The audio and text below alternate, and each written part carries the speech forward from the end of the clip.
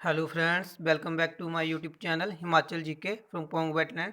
दोस्तों, इस वीडियो में हम इंडिया जीके के प्रश्न डिस्कस करेंगे। तो चलिए शुरू करते हैं। पहला प्रश्न है हमारे पास, which provides information about the civilization of the early Vedic age. पूर्व वैदिक काल की सभ्यता के बारे में कौन सूचना प्रदान करता है? तो दोस्तों वो करता है हमारा ऋग्वेद। तो 146 का जो ए है जो वो राइट ऑप्शन है। ठीक है दोस्तों, जो सबसे प्रथम वेद था वो ऋग्वेद है।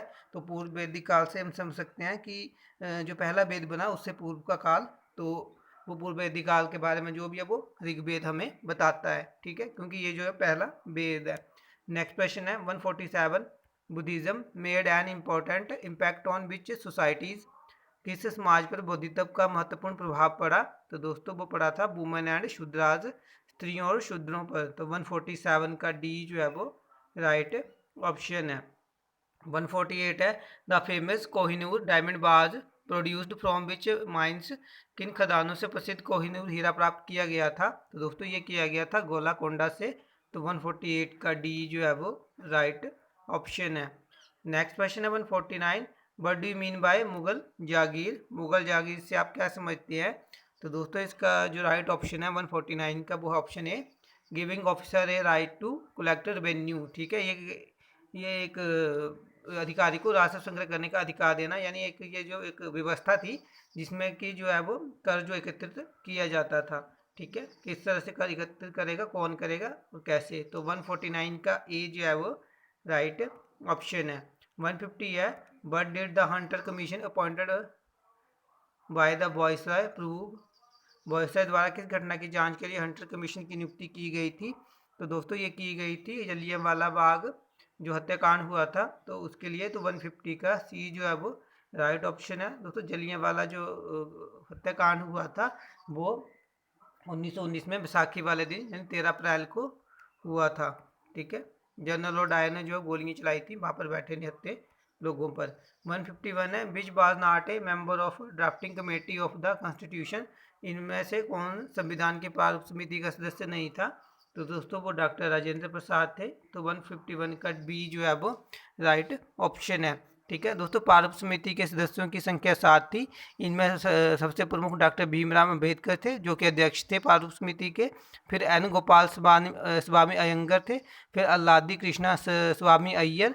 फिर कन्हैया लाल मणिकलाल मुंशी। फिर सैयद मोहम्मद सदुल्ला। फिर एन माधव राव। फिर डीपी खेतान थे। 1948 में जो है डीपी खेतान की मृत्यु हो गई। उसके बाद टीटी कृष्णमचारी को जो है उनका इसका जो उनके स्थान पर उसका से बनाया गया था। 152 है, who is the custodian of the implementation of the fundamental rights. मूलभूत अधिकार को लागू करने वाला अभिभावक है? तो दोस्तों उच्च न्यायालय और उच्चतम न्यायालय ये दोनों होगा। तो डी जो है बोथ है ए एंड बी राइट होगा।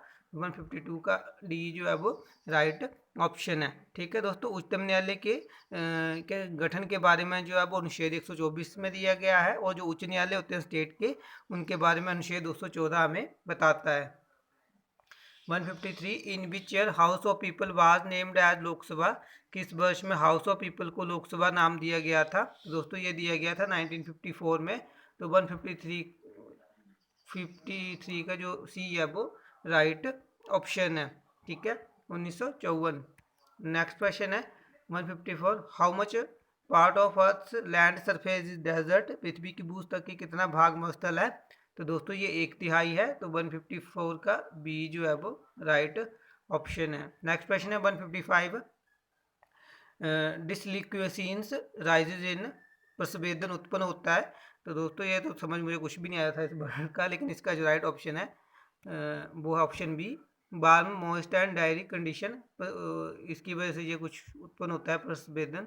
ठीक है, तो 155 का जो है बी राइट ऑप्शन दिया है। 156 है, on which date does India experience the shortest day. Bharat में सबसे छोटा दिन किस दिनांक को अनुभव होता है? तो दोस्तों ये होता है 22 दिसंबर को। तो 156 का जो ए है वो राइट ऑप्शन है, और जो सबसे बड़ा दिन होता है वो होता है 21 जून को। सॉरी। नेक्स्ट क्वेश्चन है 157, विच रिवर फॉर्म्स एस्चुअरी। कौन सी नदी ज्वार नद मुख बनाती है? तो दोस्तों वो नर्मदा नदी है। तो 157 का डी जो है वो राइट ऑप्शन है। 158 है which canal is located in West Bengal, Paschim Bangal में कौन सी नहर है। तो दोस्तों वो ईडन नहर है, ईडन कैनाल है। तो 158 का सी जो है वो राइट ऑप्शन है। 159 है unemployment that arise when there is a general downturn in business activity is known as, व्यवसाय कार्य में सामान्य डाउनटर्न के कारण बेरोजगारी बढ़ती है जो कहलाती है। तो दोस्तों वो कहलाती है साइक्लिक एम्प्लॉयमेंट, चक्रीय बेरोजगारी। तो 159 का सी जो है वो राइट ऑप्शन है। ठीक है, तो दोस्तों हम इसे इस प्रकार समझ सकते हैं कि जब किसी सीजन में किसी वस्तु की ज़्यादा डिमांड होती है, जैसे अगर गर्मियों में पंखों की ज़्यादा डिमांड होती है, ठीक है, एसी की ज़्यादा डिमांड होती है, तो उसका प्रोडक्शन जो है वो एक टाइम पे ही होगा ज़्यादा। ठीक है, तो उसी तरफ से जब उसकी प्रोडक्शन डिमांड ज़्यादा होती है तो प्रोडक्शन करने के लिए जो है अधिक से अधिक बंदों की जरूरत पड़ती है, व्यक्तियों की जरूरत पड़ती है। लेकिन जैसे डिमांड कम होती है तो वो जो वेजिस है वो उसकी जो है कम होती है। तो उसी से जो है ये साइक्लिक एम्प्लॉयमेंट अनएम्प्लॉयमेंट आती है। ठीक है, तो कुछ कंपनियां जैसे वो कुछ टाइम के लिए रखती है, को 3 महीने के लिए 6 महीने के लिए रखती है। तो यही जो है वो साइक्लिक अनएम्प्लॉयमेंट है, क्योंकि हर उस समय बाद फिर से वो जो 5 या 6 3 या 4 महीने के लिए जो फिर से वो लोगों को रखती हैं एक निश्चित डिमांड आने पर। ठीक है, 160 है which is necessary for blood clotting in human, मानव में रक्त धक्का बनने के लिए क्या आवश्यक है। तो दोस्तों वो है विटामिन के।